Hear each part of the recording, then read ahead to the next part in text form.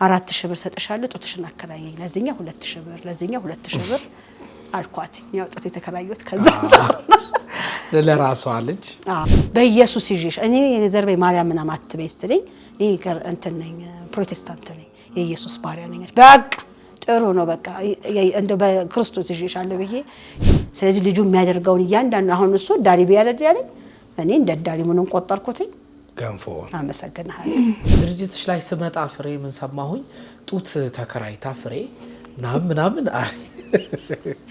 እንደ የእናት ጡት ይከራያል እንዴት ነው ተራሴ ሚካኤል ሄድኩ ለሱ መስጊድ ሄጄ አለቀስኩኝ ሚካኤል ሄጄ ግን ሁለት ጥያቄ ጠየቅኩት ከዛ መልሶ እሱ ካለ በኋላ እኔ ብድግ ብዬ እንደዛው እየተቃጠልኩኝ አንስቼ ገንፎውን በላሁት ያስታወቀው ትውከት ቀልድ መስደበቅ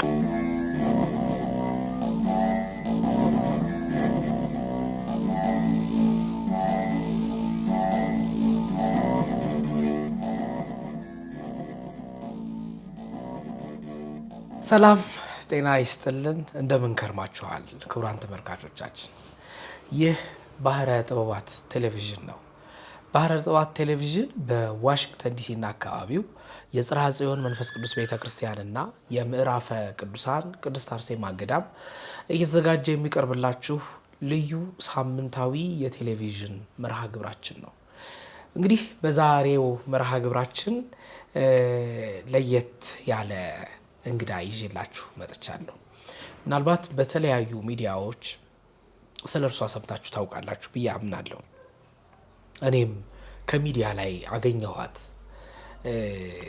ወይዘሮ ፍሬ ህይወት ይጨነቁ ትባላለች በጣም ትጉህ ታታሪ በተለይም ደግሞ በኦቲዝም ህፃናቶች ላይ የትምህርትና ስልጠና ተቋም ከፍታ ለ5 አመታት ያክል ያስተማረች ትገኛለች እንግዲህ ከፍርዬ ጋር እኔ ቆይታ አደርጋለሁ ተቋሙ ምን ይባላል እንዴት ተመሰረተ ከየት መጣ ፍርዬ ማናት የሚለውን ደግሞ ከኔ ጋር ቆይታ አድርገን በህብረት ምናየው ይሆናል አብራችሁኝ እንድትቆዩ ግብዣዬ ነው የሚሆነው አብረን ቆይ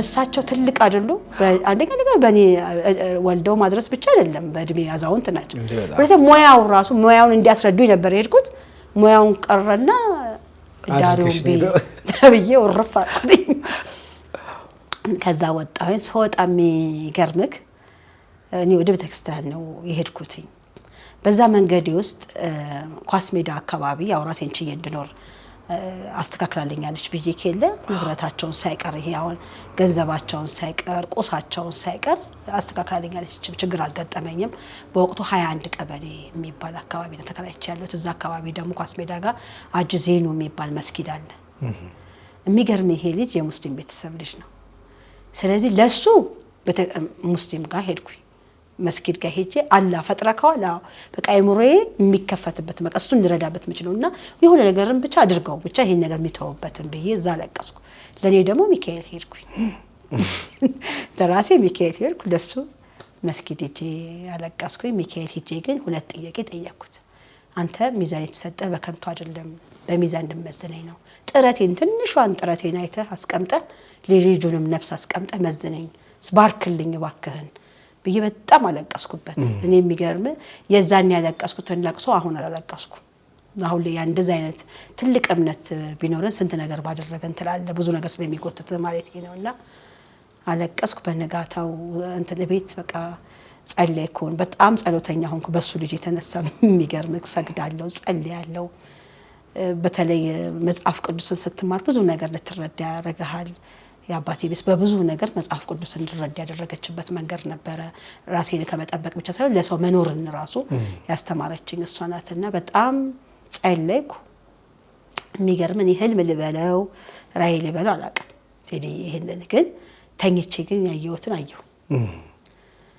ስለዚህ ያየሁትን ነገር መተግበር እንዳለብኝ ገባኝ ድስቴን ያስኩ ስቶቬን ያስኩ ወደ ትምህርት ቤት መጣሁ በጣም የሚገርም ነፃነት የሚሰጥ አለቃ ነበረኝ ነፃነት በቃ ንስራት ካልክ አንተ ስራ እንጂ እግዚአብሔርን የምታሳዝን ስራውን የሚጎዳ አይሆን እንጂ ይፈቅድልሃል በቃ ዘን ነገርኩትኝ ገንፎዬን አገነፋሁኝ ጥቁር ጤፍ ከወፍጮ ቤት ነው የወሰድኩት በወቅቱ አሁን ይኖር አይኖር አላውቅም ወፍጮ ቤቱ የሚገርም በጣም ተባባሪ ነበረ ተባባሪ ስልክ ስትኖር ይቸገርክ የለ ወፍጮ ሲፈጭ አስተውለህ ታውቃለህ ሲደፋ ተተተተተተ ብሎ ይበተናል አይደል አታውቅም እሺ በነገራችን ላይ ወፍጮ ሲፈጭ እዛው ሲከተት የታይ ነገር ይደፋል ያችን ተሰበሰበና ለኑሮ ብዙ ሰዎች ለኑሯቸው የሚያረጉ አሉ ያቺ እንደ ቃርሚያ በለተ እንደ ተረፍ ማለት ነው ያው የተረፈው ማለት ነው ያችን ዱቄት ይዤ ሄድኩኝ አገነፋዋት የተሳሳትኩት ምንድነው ገንፎ በባህሪው ያቃጥር የለ ካገነፋው በኋላ እኔ ፌስታል ውስጥ ከተትኩኝ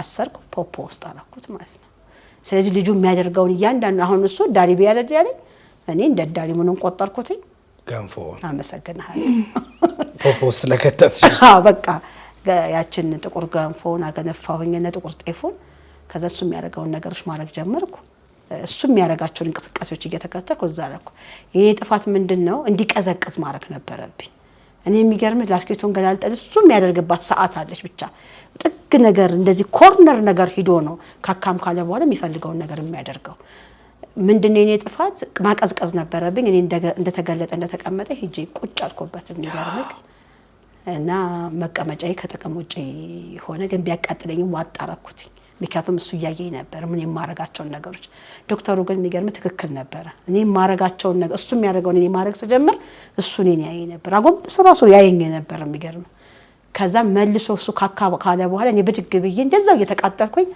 አንስቼ ገንፎን በላሁት ያስታወቀው ትውከት ቀልድ መስደበቃ ቢጫ ነገር አለው እንደ ሰማይ ነገር በጣም ያስታወቀው ግን ምንም በነቀራረብ ከልጁ ጋር የሚገርም ጠላኝ እዛ ሰዓት በጣም አስጠላሁትኝ አስታወከ እኔም ያወዳከን ቤት ሄድኩኝ እሱም ወደ ትውከቱ የሚያጸዳዳለት አደረገ ግን ብዙ መስዋዕት አስከፍሎኛል በጣም ብዙ መስዋዕት ለብዙ ወራት ከሽንት ጋር ከካካ ጋር የተያዘ ነገር በጣም መስዋዕት አስከፍሎኛል ራሴን ለመጠበቅ እኔ ልጁን መርዳት ነው እንጂ አየሁት ይጎዳኛል ብዬ አላሰብኩም ግን ከዛለት ጀምሮ የሚገርም ልጁ ደና ሆነ ማለት ነው ወደዛ እንትን አልተመለሰም አሁንም ጎበስታ የፈለግሽው እሱ ነበር በነገራችን ላይ ዶክተሩንም አመስገኛለሁ ወይ በጣም ትልቆች ናቸው በነገርሽ ላይ እንዲ ሪፈራል ሆስፒታል ላይ ያሉ ሐኪሞች በጣም የድሮ ሰዎች ናቸው ትልልቆች ናቸው ይቆጣሉ እኔ አላቅም ያው አግንጭ ስለማላቅ ይቆጣሉ በጣም አሁን የለመድኩት ቁጣቸው ይቆጣሉ በቃ ስለሚያውቁት ሳይንሱን እነሱ ቀለል አድርገው ነው የሚያዩት እኛ ጋር ሲሆን ነው ያው ከዜሮ የጀመርኩ ስለ እንደዛ ነው የሚሆነው ከዛ በኋላ ወደ ራስሽ ደግሞ ወደ ማዕከል ለመክፈት ጉዞ ጀመርሽ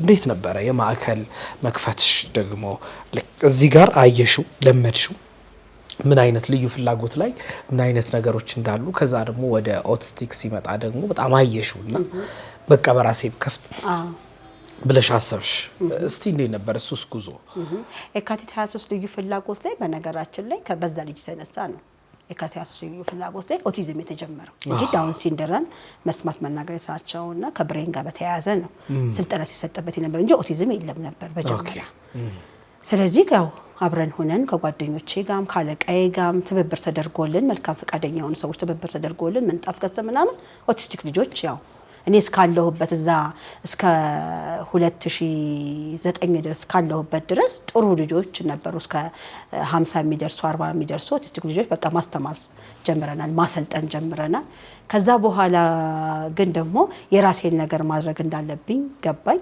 ስለዚህ አብረን ካንዲት እናት ጋር ሼር አብረን መስራት ጀመርን እኔ ገንዘብ የለኝም እሷ በገንዘቧ እኔ በጉልበቴ 4 አመታት አብረን ሰርተናል ከሰር እዛ እየሰራሁኝ የሚገርብክ አንዲት እናት ደወለችልኝ ጋይድና ካውንስሊንግ አረጋለሁ ያ ትምርት ተማሪ የለ በዚህ ህይወት ውስጥ ግን በነገራችን ላይ ቴዲ ኮቶቤ ትምርት የጀመርኩበት አጋጣሚ ነበር የካቲት ልዩ ፍላጎት ነገሩን አመቻችቶልኝ ኮቶቤ ተማርኩት በካቲት ልዩ ፍላጎት በመጣልኝ ደብዳቤ መሰረት ነው በቀጥረቴ ምን እንድካሜን አይተው ነው ወደዛ ጋር አስተላለፉኝ እዛ ተምራለሁ ካቲት ልዩ ፍላጎት ወደ ኮቶቤ ተጽፎልኝ የቅድመ አንደኛ KG1 KG2 KG3 ዛ ተማርኩኝ ለአንድ አመት ደግሞ የልዩ ፍላጎት ነው የንግግር ወጌሻል ስፒች ቴራፒ ምንለው ደግሞ 6 ኪሎ ዩኒቨርሲቲ እዛ ተምራለሁ። በዛ ውስጥ ብዙ ነገር መስዋዕት የተደረገልኝ ልጅ ነኝ። በሰዎችም ቢሆን በመንግስትም ቢሆን ማለት ነው። ባለማር ነው ዛሬ እዚህ ያልደርሰም ነበርና ከዛ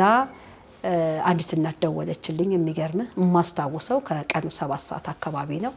በጣም መታለቅስ እናት ናት የደወለችልኝና የእናንተን ክፍያ አፎርድ ማድረግ አልችልም። በወቅቱ 10,000 ብር እናስከፍል ነበርና ከ7,000 እስከ 10,000 እናስከፍል ነበር ሼር በመሰራበት ሰዓት። አልችልም፣ የትራንስፖርት ደግሞ አልችልም። ለምን ካራ የሚባል አካባቢ ታውቀዋለህ? ወደ ዓለም ባንክ ካራ የሚባል አካባቢ ነው። ከዛ ጉለሌ ለማምጣት በጣም ብዙ ነው ትራንስፖርቱ። ተሸክሜውም አልችልም፣ እባክሽ እርጂ ብላ በጣም አለቀሰችብኝ። የሚገርምክ እንደው እስቲ ምን ላደርግላት እችላለሁ ብዬ እንጂ እዚህ ደረጃ ደርሳለሁ ብዬ አይደለም። በቃ ፈጣሪ መንገዱን ያሳይሃል። ብቻ የምታረገውን ጥረት አይቶ ሰበብ ይፈጥርልክ የለም። ተነስቼ መጣሁኝ። እሷ ጋር የደረስኩት 11 ሰዓት እስከ 11 ሰዓት ተኩል አካባቢ ነው የደረስኩት። እየጠየኩ ሳፍሬ መጣሁት። አብራኝ ከምትኖረው ከሽታዬ ታደሰ ጋር ነበር። አብረን ሄድን። አየሁ። ትንሽ ከበድ ይላል ያየሁት ነገር። ልጁ በጣም ወፍራም ነው። በጣም ቆንጅዬ ነው። ግን ይሄ ኦቲዝም ይባላል ወይም ደግሞ የአይምሮ ኬዝ ነው ማለት ግን ለሷ ትንሽ ከበደኝ። እንደዛ ማለት ከበደኝ። ልጅን ያክል ነገር።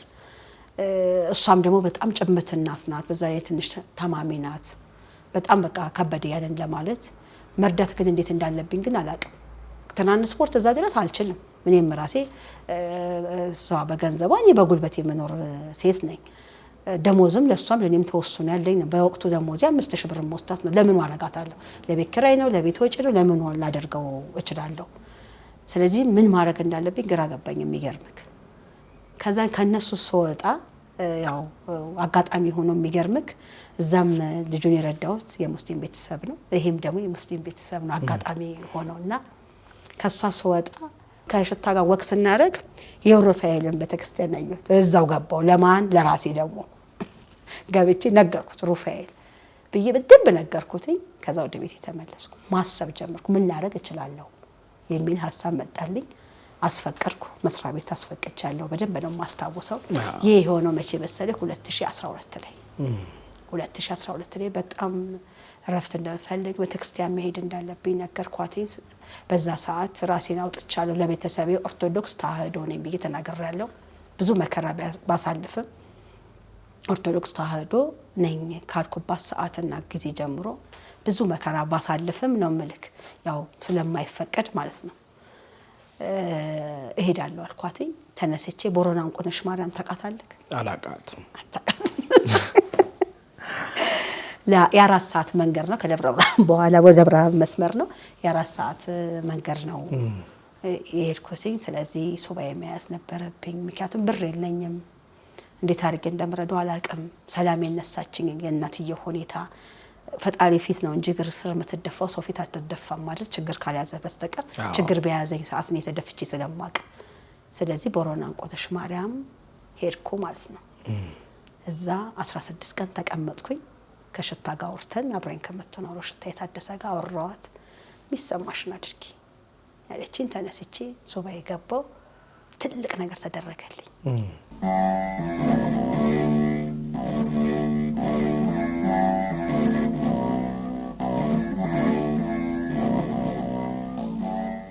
አሁን ደግሞ ዋን ትራፒ ወይም ደግሞ አንድ ለአንድ የስልጠና ትራፒዎችን የሚወስዱበት የንግግር ወጌሻ ስንል ቅድም እንደነገርኩ 11 ርዕሶች አሉት። በ19 ትንታኔ የተተነተኑ ናቸው።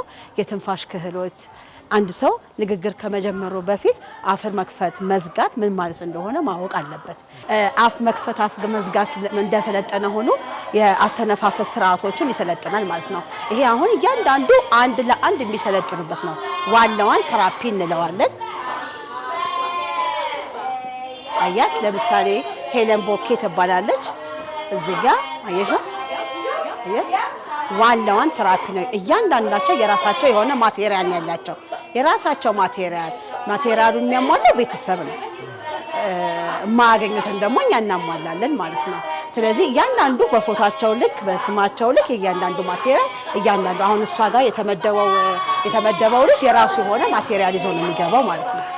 እዚህኛው የፊዚዮቴራፒ ነው። ይሄ ፊዚዮቴራፒ እንግዲህ ትንሽ ድምጽ የቀነስኩብክ በገና የተጫወተ ያለው ልጅ በገና አንተም እንደምታውቀው አይምሮንና ልብን ያስታርቃል አይደል? አይምሮና ልብን ያስታርቃል። እዚህ ውስጥ ምንም አይነት ንግግር አይደረግም።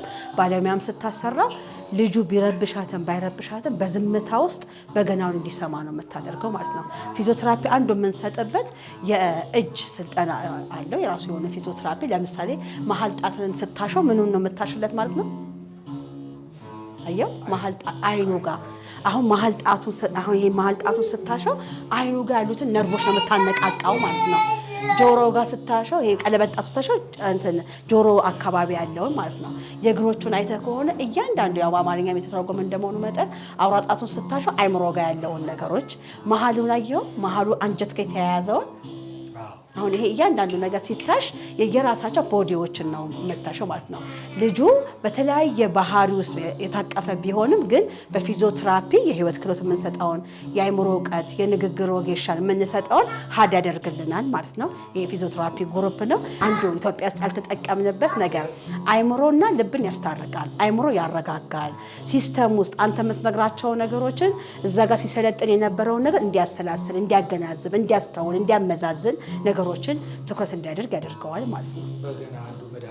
በትክክል ለእኛ ቤት መድኃኒት ሆኖልናል። የራሱ የሆነ ባለሙያ አለው። በቃ ልጆቹ በመጡ በሰለጠኑ ወይም በታሹ ቁጥር የበገናን ነገር ያደርግላቸዋል ማለት ነው። ሱባኤ ስትይዝ ደጅ ላይ ስትጠብቅ ፈተና እንጠብቅ። ጸሎት አድርጌያለሁ፣ ጸልያለሁ፣ ጾሜያለሁ፣ ሰግጃለሁ፣ በቃ አሁን መልካም ነገር ይገጥመኛል አይደል? የምንኖረው እንግዳ ነን ለዚች ዓለም። ሰይጣንና አጋንንቱ ሲጣሉ መቼ ምድር ላይ ነው አይደል የተጣሉት? ስለዚህ አንተ ወደ እግዚአብሔር በቀረብከው ቁጥር እሱ ዝም ይላል አይልም። ምክንያቱም አስተዳዳሪው እሱ ስለሆነና በጣም መክረው ነበር። እኛ አባት አብረሽ ሼር ከምትሰሪው እንደዚህ ትሆኛለሽ። በቃ ያንዳንዱ ተጠቅሶ ነው የተነገረኝ። ከከሌ እንደዚህ ተብሎ የተጠቀሰ እንደውም እሳቸውን እስከዛሬ ድረስ እፈራቸዋለሁ። አሁን በህይወት ባይኖርም ያኔ ተመልሼ ሄጃለሁ ለማመስገን፣ ግን እፈራቸው። ምክንያቱም እንዲህ ፍሬዎት ይገጥምሻል፣ እንደዚህ አድርጊ በጣም ፈርቼ ነበረ። በጣም ማለት ነው።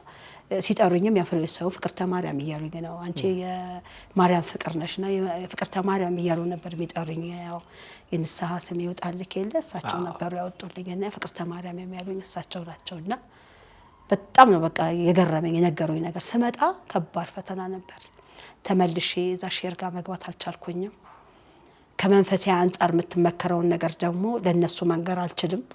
ስለዚህ ዋጥ አድርጌ ግን ሽታን ምን አልኳት፣ ታምኘኛለሽ አልኳት። አዎ የሚበላ አሁን ያስፈልገናል፣ ያገኘነውን እንበላለን። የቤት ኪራይ ያስፈልገናል። እኔ እንጃ ምን ልታረጊ ነው አለችኝ። አይ በቃ ማረገውን አረጋለሁ። አብረሽኝ ነሽ ወይ? አዎ አብረሽ ነኝ አለች። እሷ ካለች ሌላው ነገር ትርፍ ነበር ለኔ። ምክንያቱም ማንንም በሌለኝ ሰዓት እሷን የሰጠኝ እግዚአብሔር ስለሆነ ማለት ነው።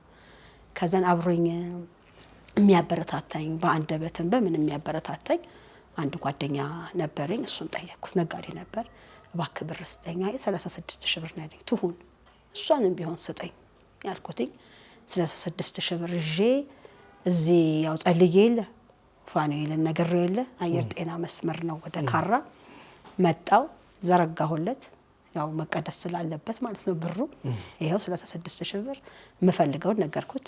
የምፈልገው ነው የቤት ኪራይ ነው። የቤት ኪራይ ብቻ ቤት ኪራይ እንጂ ወንበር ምንጣፍ አልጠየቅኩ። ያው የተጠየቅከው አይደል የሚሰጥክ። እሱም ደግሞ ለመፈተና ነው መሰለኝ የጠየቅኩትን ብቻ ነው የሰጠኝ። ቤት አገኘው። ቤት ስትዩዋን ስጠይቃት አጋጣሚ የመጽሐፍ ቅዱስ ተማሪ ናት፣ ፕሮቴስታንት ናት። ያገኘሁት መሲት ትባላለች። ነፍሷን በገነት ያድርግልኝ። አሁን በህይወት የለችምና ስጠይቃት 36,000 ብር አለች። ደነገጥኩ። እኔ ጠየቅኩት ቤት ነው ለካ ብዙ መጠየቅ የነበረብኝ ነገር ነበር። እግዚአብሔርን 36,000 ብር አለች። 11 ክፍል ነው ያለው ቤቱ። የሚገርም ቤት ነው። የሚገርምክ ቤቱ ፎቶዎቹ ምናምን አሁን ሳይ ይገርመኛል። እና እውነት ነው በቃ መብርሃን ትልቅ ደረጃ እንድታደርሰኝ ባርካኛለች ብዬ አስቤያለሁ። የሚገርም ቤቱን የተከራየሁት ፊት ለፊት የማን ቤተክርስቲያን ቢኖር ጥሩ ነው?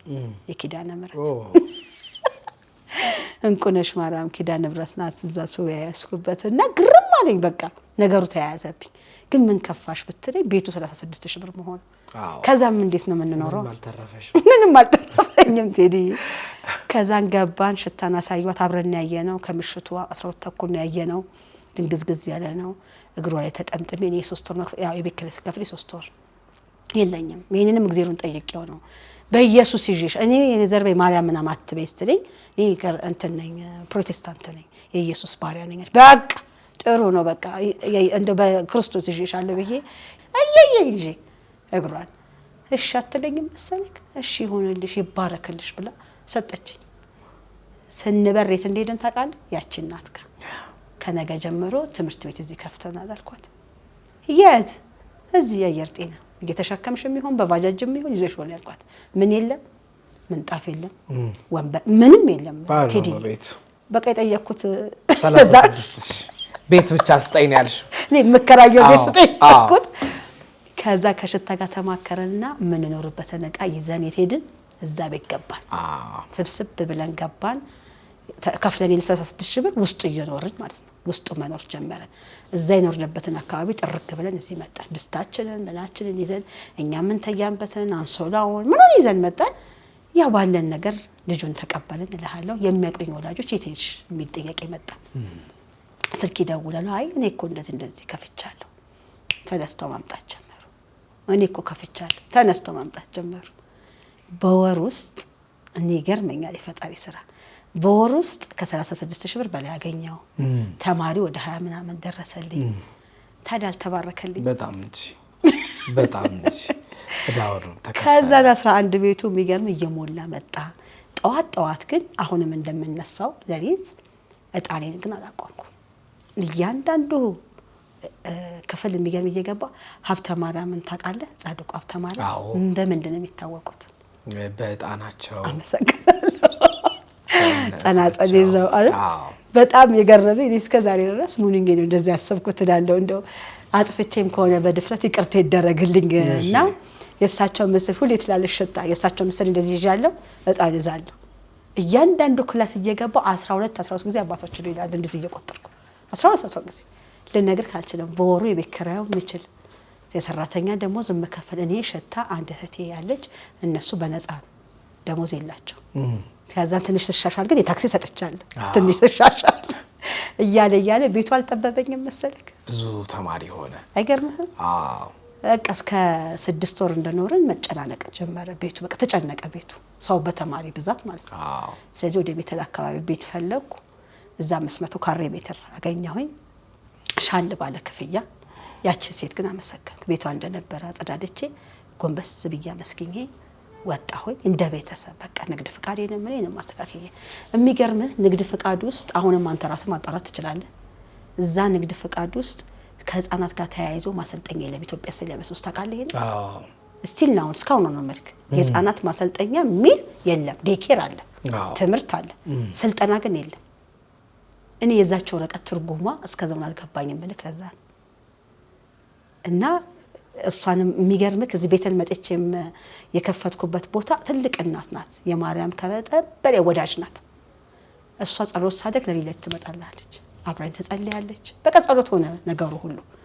ከዛ እየተሻሻለ ሲመጣ ጊዜ ያው ከማሰልጠኛ ወደ መሰናዶ አደገ። ከመሰናዶ ወደ ኬጂ አድጎ ወደ ዛሬ አሁን 5 አመቱ በ6 ማዕከላት ሴሚት አካባቢ 3 አለ፣ እዚህ 3 አለ፣ 6 አለ፣ ቢሮ አለ 7ኛ።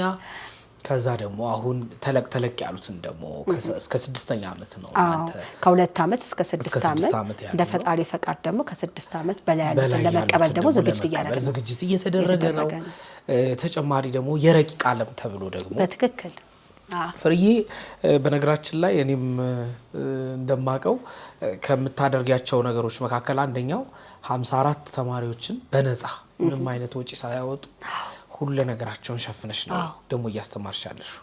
እነሱን ደግሞ ታሳቢ በማድረግ ደግሞ የታሰበ ትልቅዬ ማዕከል አለ በረቂቅ ዓለም የሚል ኤንጂኦም ታስቧል።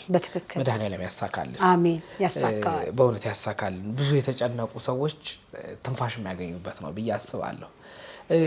ድርጅትሽ ላይ ስመጣ ፍሬ ምን ሰማሁኝ? ጡት ተከራይታ ፍሬ ምናምን እንደ የእናት ጡት ይከራያል እንዴ? እንዴት ነው ምናምን እንዴት ነው ከየት መጣ እንዴት ጡት ተከራየች ብዬ ደግሞ ጠየቅኩኝ። አረሷ ማትከራይ ነገር የለም ማለት እስቲ ስለሱ ታሪክም ንገሪ እኔ የሚገርመኝ ኪዳነ ምህረት ከኔ ጋር ያላት ቁርኝት በጣም የሚገርመኝ እንግዲህ ተሰድጄ ሲሄድ በሷ ዘርፋፋ ቀሚስ ስር ነበርኩኝ ህይወቴ በሙሉ ከኪዳነ ምህረት ጋር የተያያዘ ነው ስሙም ሳወጣው በቃ ተባርኮልሻል ብለው እኛ አባትን በደንብ ተርጉመው ነው ያስረዱኛው የቁም ፊደልና ያንተንም ስለማላቅ ማለት ነው የዚህ የግዕዝም ነገር ስለማላቅ በወቅቱ የነገሩኝ የሚገርምክ ኪዳነ ምህረት ቤተክርስቲያን ጦጦ ታውቀዋለህ አዎ እንዴ እዛ ትዳር ውስጥ የነበረች ሴት በማርገዟ ምክንያት ካረገዘች በኋላ ተለያዩ ከዛ በኋላ ልጇን ገና 6 ወር ያሉ ነው የተለያዩት ከዛ ነው ወዲህ የቤት ኪራይ የለም ምን የለም ኪዳነ ምህረት ቤተክርስቲያን ተጠግታ ነው የምትኖረው እንግዲህ ከመጣች እኔ እጅ ከገባሽ በኋላ የነገረችኝን ነው የምነግርክ አሁንም ስላለች ማለት ነው ከኔ ጋር ከዛ እሷ የሚገርም 3 ቀን ከወለደችው በኋላ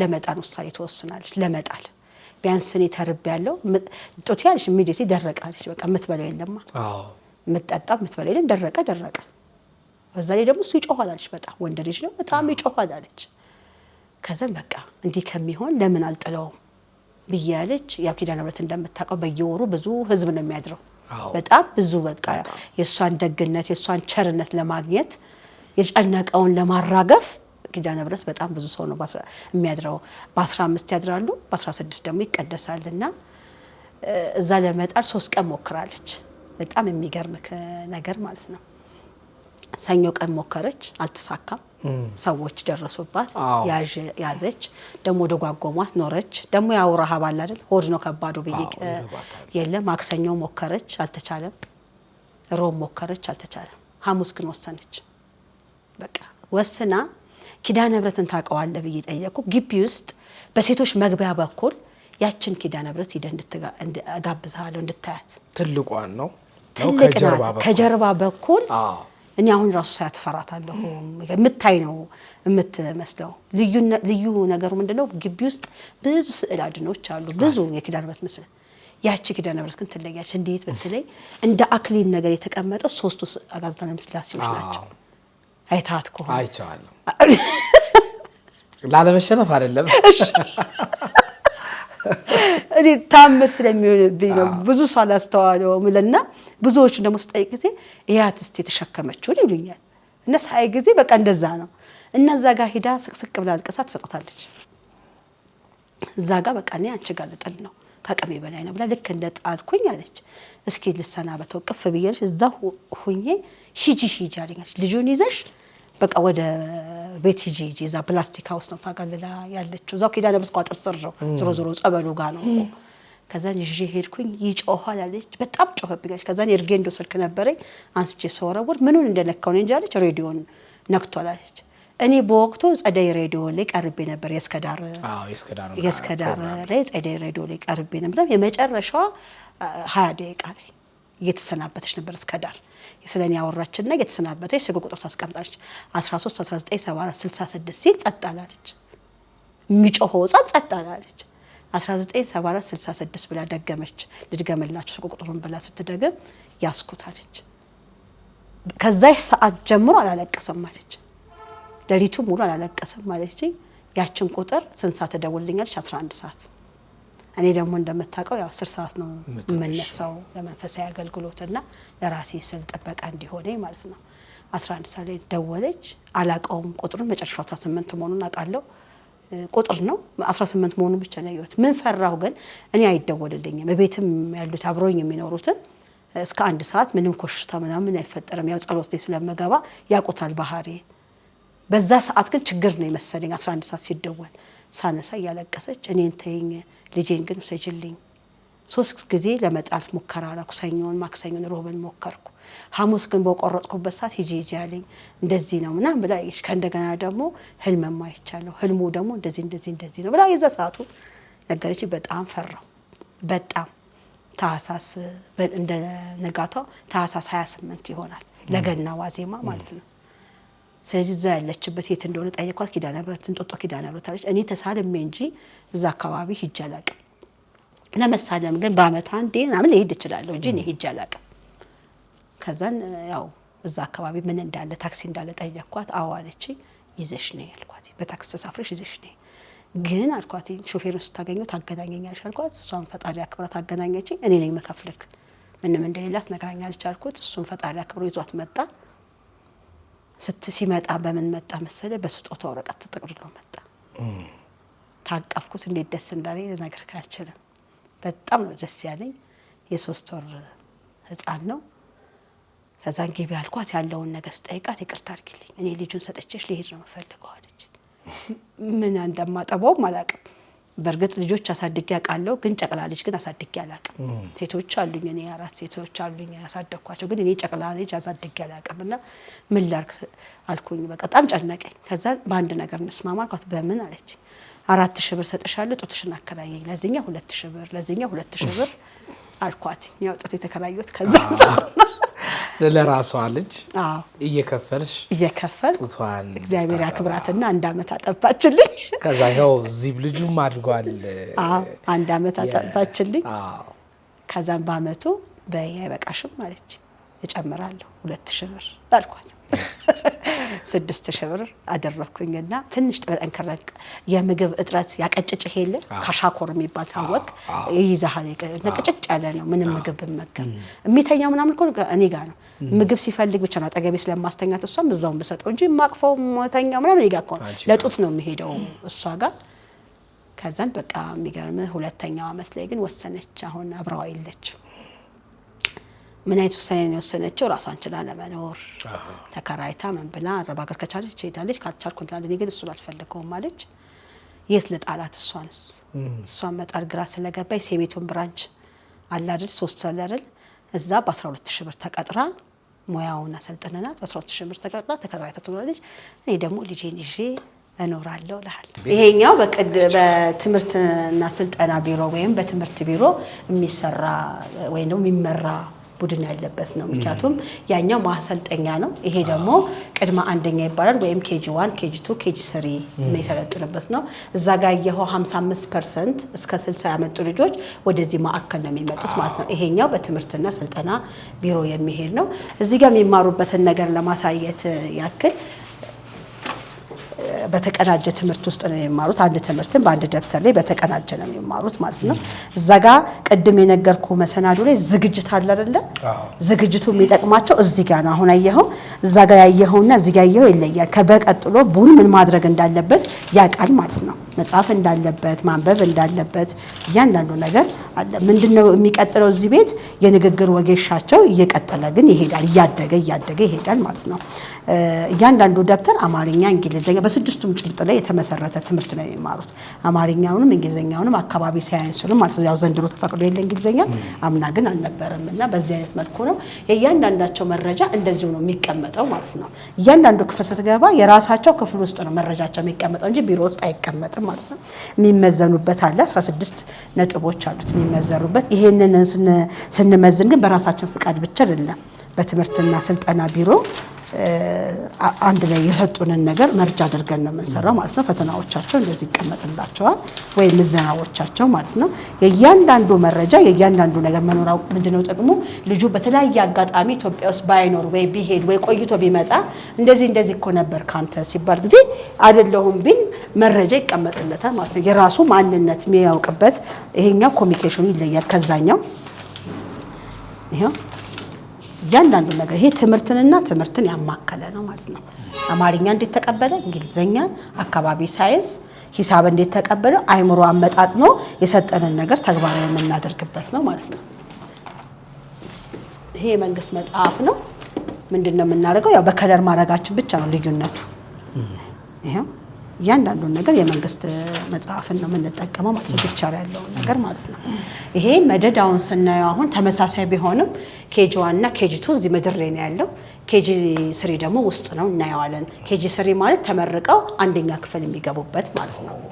አብዛኛው ማቴሪያል እዛ ማሰልጠኛ ያየኸው መሰናዶ ያየኸው ማቴሪያል እዚህ ነው የሚመረተው። ማምረቻ ክላስ አለን ላይ ባለሙያው በፈቃደኝነት 2 ወንድ ሰራተኛ አለን።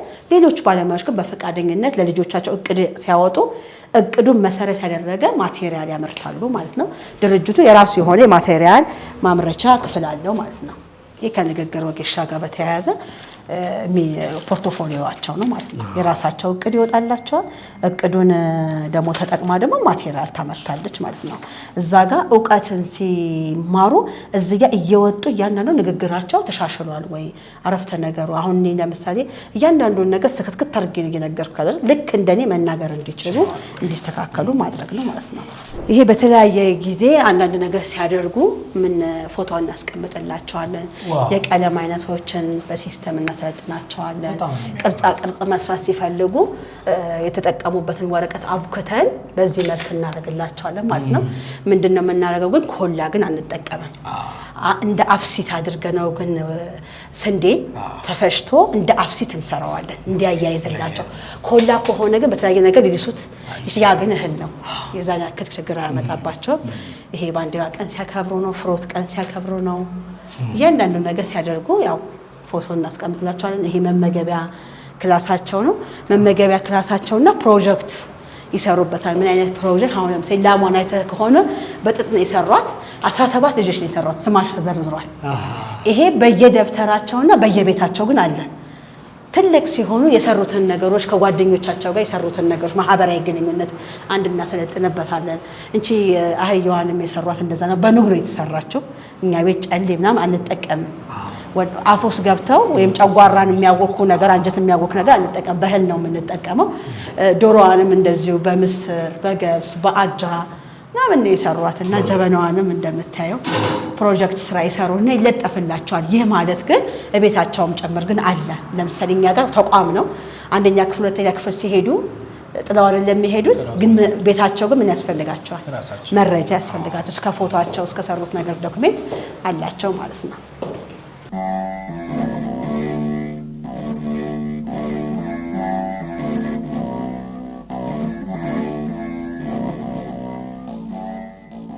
አሁን የረቂቅ ዓለም አለን ማነው የረቂቅ ማዕከል አለና ፍርዬ የረቂቅ ትምህርት ተቋም መከፈቱ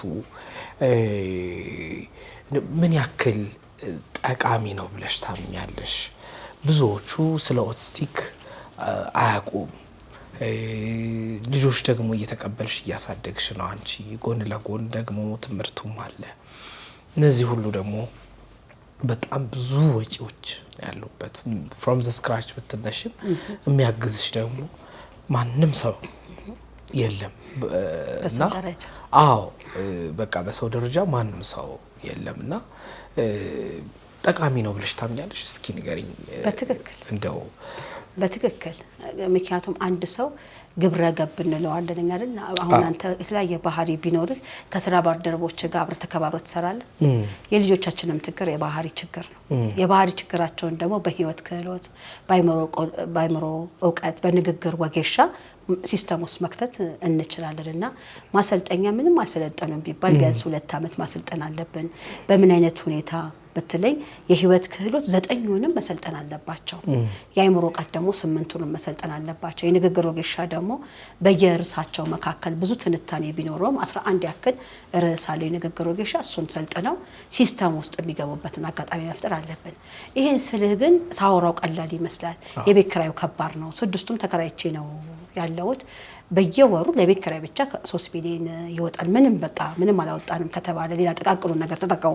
ይሄ ቀለም አስቀቡ፣ ተበላሸ፣ ቼክ አድርጉ፣ ገንቡ ምናምን ልቀቁን ትተካው በየወሩ 3 ሚሊዮን አካባቢ የቤት ኪራይ እከፍላለሁ። ሰራተኛው እንደምታየው ከተማሩ ቁጥር ልክ ነው። በጣም ወደ 250 ሰራተኛ ነው ያለው። አዎ ሰሚትን ጨምሮ አዎ 250 ሰራተኛ ነው ያለው። ከባድ ነው።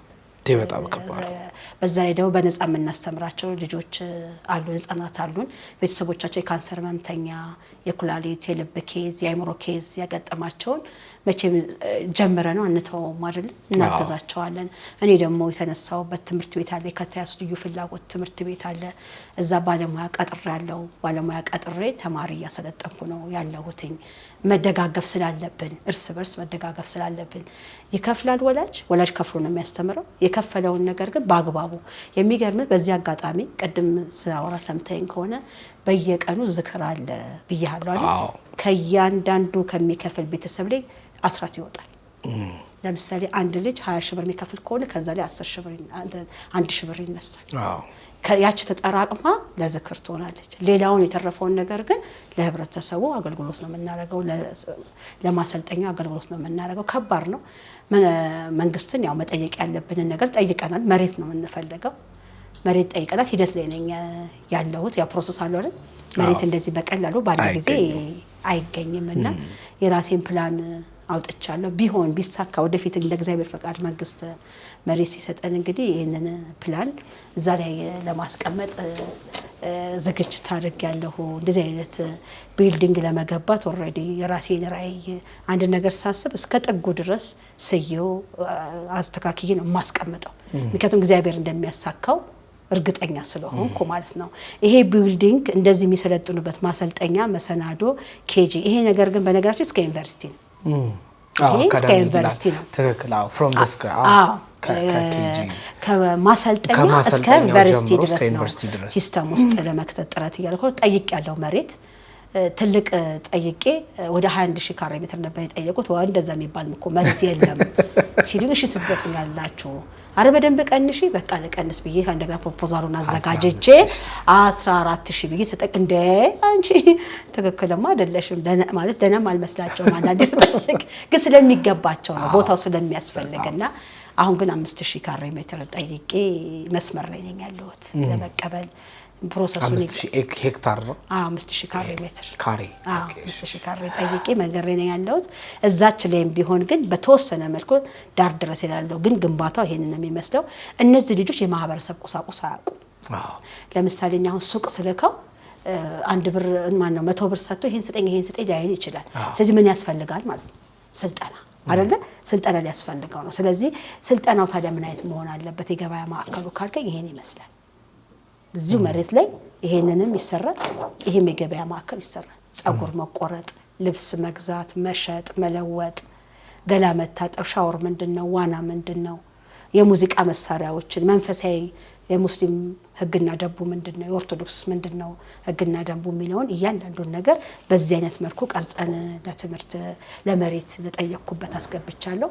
በነገራችን ላይ እግዚአብሔር ቸርነቱን ይወልክ እንዴት እንደሚገልጽ ታውቃለህ? አንተ ጠይቅ እንጂ እሱ ያሳጣል። ይሄንን መሬት በጠየቅኩበት ሰዓት ብዙ ፕሮሰሶች ቢሄድም እኔ ቀጥታ የጠያቂ ይዤ የገባሁት መንገድ ካቢኔው ጋር ነው። እኔ አላውቅም እንግዲህ እግዚአብሔር ለሰጠኝ ሞገስ አመሰግነዋል። አሜን። ቴዲዬ እንዴት ተነስተው እንዳስተናገዱኝ ብታይ እኔ ራሴ ወዴት እንደሚሄድ ግራ ገባኝ። ብድግ ብለው ነው ያስተናገዱኝና ወዲያው ነው ተፈርሞ ካቢኔው በደው ወፈርሞ አስቸኳይ ነገር ቶሎ ይስተካከለላት ተብሎ የተመራው ወደ መሬትና ለመሰጠት መንገዶች ቢኖሩትም በተለይ ፈታኙ እዚህ መሬት የምን መሰለ ከእርሻ ያለ የሚነሱት ዳርሳዶር የካሳ ክፍያ የምትከፍለው አንተ ነህ። የካሳ ክፍያ የምትከፍለው አንተ ነህ። ግንባታ የምታደርገው አንተ ነህ። ኤንጂኦ ስላልሆነ ራሱን በራሱ ፕሮሰስ የሚያደርግ አይደለም።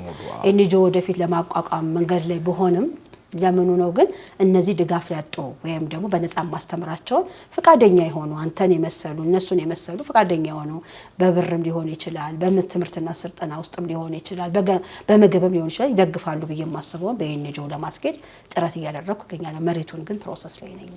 እግዚአብሔር ፈቃዱ ይሁን። እዚህ ጋር ማያቸው አንዳንድ ነገሮች አሉ ፍሬ፣ ምናልባት እነዚህ ነገር ብታብራሪልኝ ለሌላው የሚጠቅም ይመስለኛል። እሺ ይሄ ስልጠና ያው ተማሪ ከመግባቱ በፊት አንድ ተማሪ እኔ ጋር ሲመጣ ምንም ወላጅ ቢከፍል ምንድነው የማደርገው? በመጀመሪያ 3 ቀን ይፈተሻል። ካስተዳደጉ ከተፈጥሮና ከራሱ ምን አግኝቷል የሚለውን ነገር በተፈጥሮ የሚያገኛቸው ነገሮች አሉ። እግዚአብሔር ሲፈጥረው ማስተዋል፣ ማገናዘብ፣ ማመዛዘብ የምንለውን ከእንደገና ደግሞ ከቤተሰብ አስተዳደጉ ምን ይመስላል የሚለውን አለ። 3 ቀን ይፈተሻል። በስንት ባለሙያ? በ7 ባለሙያ። የህይወት ክህሎት 9 ነገሮችን ለምሳሌ የመረጋጋቱን፣ ትኩረቱን፣ አይቶ ሰምቶ ትእዛዝን፣ መሰረታዊ ንጽህና ያው እያንዳንዱ ስላልባሳቱ 9 ነገሮች ላይ ይፈተሻል። የአእምሮ እውቀት ላይ 8 ነገር ላይ ይፈተሻል። ከዛን ደግሞ የንግግር ወጌሻውን ደግሞ 11 በሆኑ ነገሮች ይፈተሻል። ለምሳሌ የሆድ ትንፋሽ አለ፣ ድምጽ አለ፣ ባለ 2 ፊደላትን ቃላትን የሚለዩበትን ነገሮች ይፈተሻል። እያንዳንዱ ነገር ለልጆቹ የሚጠቅመውን ይበጃቸዋል ይሆናቸዋል የምላቸውን ነገሮች እንደዚህ እፈትሻለሁ። እንዲህ ከፈተሽኩ በኋላ ፍተሻ ብቻ ሳይሆን ፊዚዮቴራፒ ራሱን የሆነ የቻለ አለ። ፊዚዮቴራፒ ጀምረናል። ዘንድሮ ነው የጀመረው 2008 ነው የጀመርኩት። ፊዚዮቴራፒ በዛው ስልጠና ይሰጣቸዋል። እግር እጅና ጆሮ ላይ የሚደረጉ ስልጠናዎችን ወይም ደግሞ እሽቶችን ይሰጣል ማለት ነው። ቅድም የነገርኩ እያንዳንዱ ማዕከል እንዲህ ተዘጋጅቷል ማለት ነው። እንዲህ ተዘጋጅቷል እያንዳንዱ። ለምሳሌ ይሄን ሳነብል የእምነት ተቋም ደንብና ሕግን ማሰልጠኛ ይላል። ከእምነት ጋር በተያያዘ እያንዳንዱን ነገሮች እንደዚህ አዘጋጅተናል። እንደ እግዚአብሔር ፈቃድ እናንተም በጸሎት ደግፉን፣ እርዱን። ያቅማችንን ነገር ጥረት እያደረግን እግዚአብሔር ይረዳናል ብለን እናምናለን። ፍርዬ በዚህ ሁሉ ውስጥ ከህፃናት ጋር መቆየት፣ ከህፃናት ጋር መዋል፣ በተለይ ደግሞ ስፔሻል ኒድ ካላቸው ልጆች ጋር መዋል ስሜቱ እንዴት ነው? እንዴት ትገልጫዋለሽ? ሲነጋም ሲመሽም የምታውቁት አይመስለኝም። እንዴት ነው ስሜቱ? አዎ ያው ጠዋት ለሊት 10 ሰዓት ከተነሳው ጀምሮ እስከ ማታ ድረስ እዚሁ ነክ። ለምሳሌ ልጆቹ ጋር በመታሳልፍበት ሰዓት ቀንክ ይሄድ የለ እስከ ምሽቱ 12 ሰዓት ይሄድ የለ። ስለ ልጆቹ ማንነት ነው የምታጠናው። እንደ ጥናት ቁጠረው ቴዲ። አሁን ማስተማር ሌላ ነው፣ ሰሌዳን እያዩ መገልበጥ አለ። ይሄ ግን እያንዳንዱን ክህሎት የሚጠይቅ ነው። ጉልበትህን፣ ስሜትህን፣ አቅምህን የሚጠይቅ ነገር፣ ፈጠራ ክህሎትህን ይጠይቃል፣ ስነ ዘዴህን ይጠይቃል። ይመሻል ደግሞ መሽቶ ደግሞ የት ትመጣለህ? ቢሮ ያስተዳደር ስራዎችን ደግሞ ልትሰራ ትመጣለህ። የባለሙያውን አካሄድ ስልጠናውን እያንዳንዱን ለምሳሌ እኛ እንደ ረቂቅ ትምህርትና ስልጠና ከእድገትና ከባህሪ እክል ጋር ከገጠማቸው ህጻናት ጋር በተያያዘ የራሱ ማኗል አለው። የራሱ የስልጠና ማኗል አለው፣ የእቅድ ማኗል አለው፣ የአፈጻጸም ማኗል አለው። የማስተማሪያ መርጃ መሳሪያ የራሱ የሆነ ስነ ዘዴ ሞጁሎች አሉ ያዘጋጀናቸውና እነሱን አፕዴት ማድረግ ይጠበቅባል። እነሱ ሲፈጽሙት ደግሞ እንዴት ፈጸሙት ብለክ የራሱ የሆነ ፍተሻ መታረገበት አለና እኔ ደስ የሚል ጊዜ እያሳለፍኩ ነው። ምክንያቱም ለነፍሴም ለስጋዬም የሚሆነኝን ስራ እየሰራሁ ነው። አብዛኛው ባለሙያ ልበቅን ነው። ሴቶች ናቸው የሚበዙት። አይተህ ከሆነ አብዛኛው ሴት ነው። ከዚህ ሁሉ ሰራተኛ 5 ወንድ ብቻ ነው ያለን። አስተዳደር ላይ ብቻ የሚሰሩት ነው ያሉት። እነዚህ እናቶች ደግሞ ወልደዋል አይደለ? ወልደዋል፣ ከብደዋል። ስሜቱን እስኪያስበው እዛ ጋር ቤቷን ነው የምታስበው። እዚህ ጋር ልጁን ስታሰናክር ያንዳንዱ ስታሰለጥነው ማንን ነው የምታስበው? ቤቷ ያለውን ልጅ ነው የምታስበውና ምስጋና በጣም ይገባቸዋል። በተለይ ረቂቅ ትምህርትና ስልጠና ግን መፈክር አድርጎ የሚጠቀምበት ነገር አለ። እዚህ ላይ እንደምታየው የእድገትና የባህሪ እክል ገጠመ ማለት የአዲስ ህይወት መጀመሪያ እንጂ የህይወት ማብቂያ አይደለም። ምንም ነገር የህይወት ማብቂያ አይደለም። ትክክል ነው። በህይወቴ ውስጥ ያሳለፍኳቸው ነገሮች የአዲስ ህይወት ምዕራፍ ነው ይሆንልኝ እንጂ ማብቂያ አይደለም። አለው አይደል? በህይወት ጎዳና ተዳዳሪነቴን የዛን ጊዜ ሳሳልፍ አለው። አሁን ሰው ቤት ስሰራ አለው። አሁንም በዚህ ስቃይ ውስጥ በዚህ ቀውስ ውስጥም አለው። አሁንም የአዲስ ምዕራፍ መጀመሪያ ነው። ህይወታችን ውስጥ የሚገጥመን ነገር የአዲስ ምዕራፍ መጀመሪያ እንጂ የህይወት ማብቂያ አይደለምና በጭንቀት ውስጥ ያሉ እህቶቼ ካሉ፣ ወንድሞቼ፣ ቤተሰብ በተለያየ ነገር ካሉ ያልፋል። እማልፍ ነገር የእግዚአብሔር ቅዱስ መንፈስ ብቻ ነው። ቃል አብሮን ግን ምን ይፈለግብናል? በየጊዜው አንደበትን የሰጠን ማን ነው? ስለዚህ ቅዱስ ነገርን ጥራው። በነገራችን ላይ መልካም ነገርን ከጠራኸው ወደ ዙሪያ የሚያንጃብበው መልካም ነገር አይደል? መጥፎን ነገር ከተመኘኸው መጥፎ ነገር ነውና በጣም ጠንቃቆች መሆን አለብን ከአንደበታችን ከድርጊታችንና አይዞኝ ነው የምንለው። እየታገልንም ያቀማችንን ነገር ለማድረግ ግን ጥረት ማድረግ አለብን። አሁንም ፈተናው አለ፣ ምንም አይዋሽም አለ። ለምሳሌ ይሄን ሁሉ አሁን ጋር የምትጎበኘው ድርጅት ጋር ስታዩ ያንዳንዱ ድርጅት ስትጎበኝ እያንዳንዱ ዕቃ እያንዳንዱ እንትን ምንም የሚያስፈልገው ገንዘብ ያስፈልገዋል። ወላጅ የከፈለው ደግሞ ለዚያ አይበቃም። ስለዚህ ምን ታደርጋለህ? ትበደራለህ። ያ የተበደርከው አካል ደግሞ ምን ያደርጋል? አምጣ ነው፣ ቸግሮኛል አምጣ ነው። ከመንግስት መበደር አልችልም። ለምን? እኔን አምኖ ቤት የሚሰጠኝ ማን ነው? እስኪ ነገር ካርታ የሚሰጠኝ ያለ እኔን አምኖ መታመን ያስፈልጋል እኮ አይደል? የሚያምንክ ሰው ይሄው ፍሬ እኔ ካርታ አለኝ፣ የቤት ካርታ አለኝ፣ ይሄው ዋስ ሆነሻለሁ፣ ብድር ተበደሪና የሻልሽውን ያክል ስሪ፣ አቅምሽን ተጠቀሚ የሚልክ የለም። ስለዚህ ከየት ነው የምትበደረው? ከግለሰብ ነው። ግለሰቡ ደግሞ ወር ምናምን ይቆይና እንደዚህ ችግር ገጥሞኝ ትኖርሽ ይሆን ብሩ እያለ ደግሞ ትሳቀቃለህ፣ ተሳቀተ ሞታለህ። እና እኔ ስለቀመስኩት ነው ማለት ከዚህ ህይወት ውስጥ ብር ያስፈልጋል። ብር ደግሞ መበደረው ግለሰቦች ደግሞ የራሳቸው ኬስ ስላለ ደግሞ መተው ይጠይቋል። በወር ብትከፍላቸው ወሯ እስከምትደርስ ቀደም ብለው ደግሞ መተው ይጠይቁሃልና ሰቀቀን አለው። አዎ ግን ምዕራፍ ነው፣ በቃ የአዲስ ህይወት ምዕራፍ ነው ብዬ ነው የምቀበለው። በትክክል ካንቺ ህይወት በእርግጠኝነት ብዙ ክርስቲያኖች፣ ብዙ ኦርቶዶክሳውያን፣ ብዙ ኢትዮጵያውያን በሙሉ ትምህርት ይወስዳሉ ብዬ አምናለሁ። ትምህርት መውሰድ ብቻ አይደለም፣ የጥንካሬ፣ የስኬት፣ የህይወትም ጎዳናን በደንብ አድርገው ይማራሉ ብዬ አስባለሁ። በትንሽ ነገር የሚማረር ወጣት ላይ ሆነናል ብዬ አስባለሁና ይሄን ሁሉ ነገር አሳልፎ ለዚህ ማዕረግ ለስድስት ድርጅት ባለቤትነትና ለትልቅ አካዳሚ ለመክፈት ፕላን ማድረግ በእውነት ትልቅ ብርታትን የእግዚአብሔርን እገዛ የመለኮታዊ ደግሞ ጥበቃን ይፈልጋል ብዬ አምናለሁና ፍርዬ የሚሰራውን ስራዎች በሙሉ በእውነት የሰማሁት ነው። ዞሬም ደግሞ አየዋለሁ። ብቻ ግን ብዙ ሰዎች እንዲማሩበት በጣም ግብዣዬን አቀርባለሁ።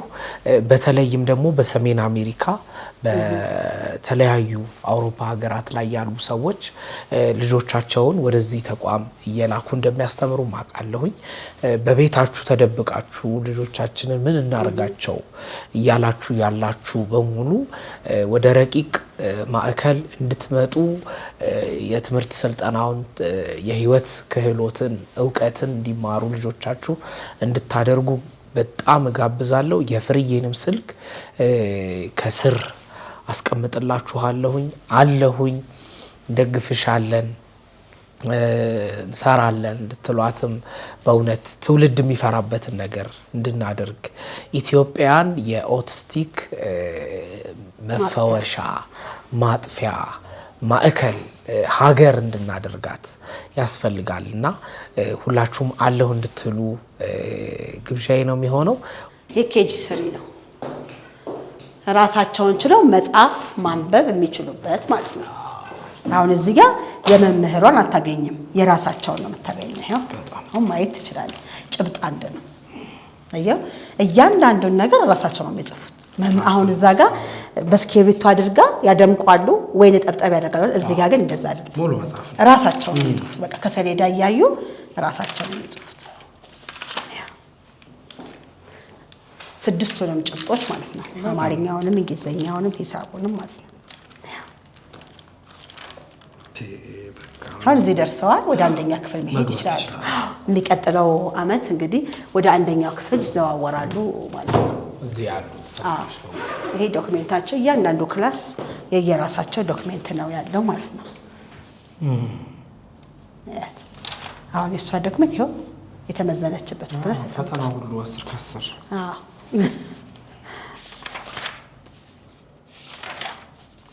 ምዘና ግን አላት። ፈተንም የምዘና ወረቀቶች አሉ። ኦኬ፣ ይሄኛው የፈተና ነው። የደረሰችበት ነገር ላይ ደረጃ ነው። አንደኛ ሁለተኛ ወጡ የሚባሉበት ሁኔታ አለ። እንደ ልጆቹ ማንነት አሁን እከሌ አንደኛ ወጥቶ ምናምን አንልም። ከልጆቹ ጋር በተያያዘ እንደ ውጤት እናስቀምጣለን። ግን እንዲህ ማንለበት አንዱ ምንድነው ሁሉም በኩል መንገድ ሰልጥነው ነው የመጡት። ሁሉም ልጆች ናቸው። እከሌ አንደኛ ነው አሸናፊ ነው ላንል እንችላለን። ግን ለቤተሰብ ግን በራሱ የቻለ ሰርቲፊኬት አሁን ትናንትና ወላጅ መጥቶ የሁሉንም ሰርቲፊኬት ወስዷል። ያሉበትን ነገር ለመግለጽ ማለት ነው እንጂ እከሌ አንደኛ ነው አንተ ገና ሁለተኛ ነው ሶስተኛ ነው የሚባል ነገር የለም። እኩል አስተዳደራዊ ነገር ነው ያለው ማለት ነው። በሚሰጥበት የህይወት ክህሎት ውስጥ እያንዳንዱ መረጃ ማስቀመጣችን ጥቅሙ ምንድነው? አንደኛ መረጃቸው ዝርክርክ አይልም። ሁለተኛ ነገር ደግሞ ሚሷም ወይም ደግሞ ባለሙያም በቀላሉ ስለ ልጁ ማንነት ታገኛለች።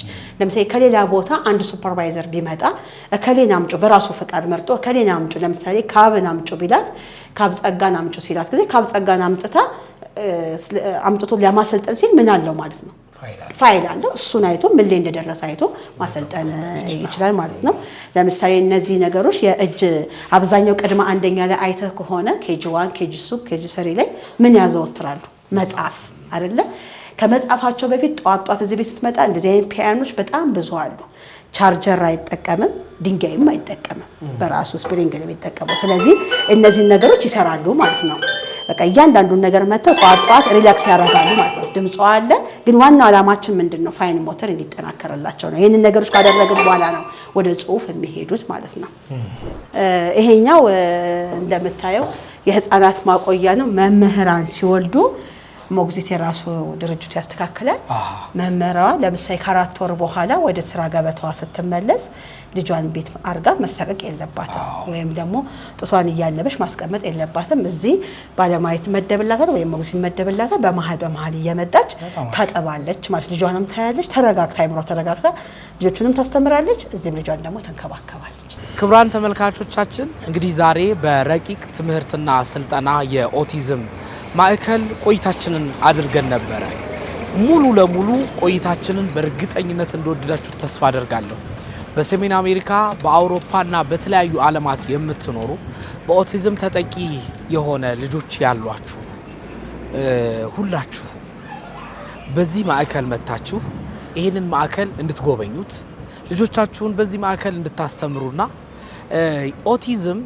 የለውጥ መጀመሪያ እንጂ እክል ሆኖ በሽታ ሆኖ እንደማይቀር እንድትረዱ ለማስገንዘብ እፈልጋለሁኝ እንግዲህ ከስር የትምህርትና ስልጠና ተቋሙን አድራሻ ሙሉ ለሙሉ አስቀምጥላችኋለሁ ሁላችሁም እየመጣችሁ እንድትጎበኙ ግብዣዬ ነው የሚሆነው መልካም ቀን እንዲሆንላችሁ እመኛለሁ መልካም ጊዜ